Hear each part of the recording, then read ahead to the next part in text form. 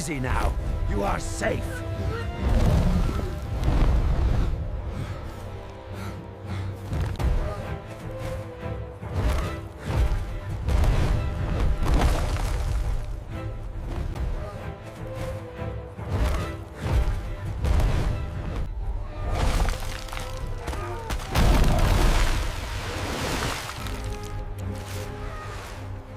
His name was Aruk, a hunter of little renown, a man with a cracked spear and a tired heart. He lived in a valley where the sun seemed shy and the wind remembered old wars. Hunger shadowed every hut. Cold swallowed the nights. The tribe had already lost kin to the ice.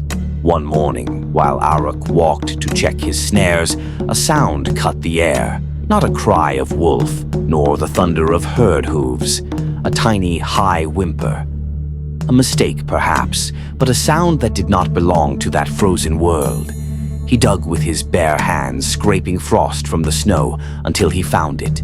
A small puppy, curled and trembling, fur matted with ice. He wrapped the pup in his cloak. He named it Naru, for a sound of hope he had never heard before. Aruk could not know that his movement, the scent of burning hide on his cloak, the faint whimper of a living thing, would be carried on the wind like a flare across the plain. A lone mammoth, wounded and separated from its herd, turned its broad head toward that scent. Curiosity became fury. As Aruk walked, the mammoth saw him. It trumpeted once, a sound like a mountain breaking, and began to move. Faster. Angrier, Aruk ran. The ice cracked beneath the mammoth's weight. Snow blew in clouds. The world shrank to the sound of their breaths and the thud of desperate feet. Sometimes courage is not a choice, but a reflex. Aruk dove, half buried behind a boulder, clutching Naru. The mammoth's tusks passed where his head had been. Snow exploded like stars. The animal tested the ground, then charged again. He scrambled, sliding on frozen moss and cracked ice, the puppy whimpering in his arms. A spear, old, blunt, was all he had. He would not kill the beast, not that day. He only wanted to survive. And then the ice groaned. A long, loud crack that swallowed sound. The mammoth's foot found a thin patch. The ice gave, the beast toppled into the freezing water with a cry that faded into the river's rage. The plain was suddenly enormous and strangely silent. When the storm softened, Aruk dragged himself and Naru to a shallow cave. He laid the puppy by his breast to share heat.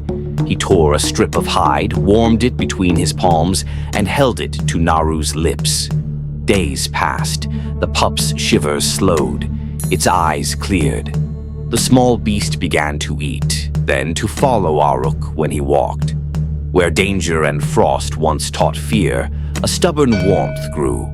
Aruk and Naru learned from each other. The man taught the pup how to read the ground for the scent of animal. The pup taught the man how to smile again.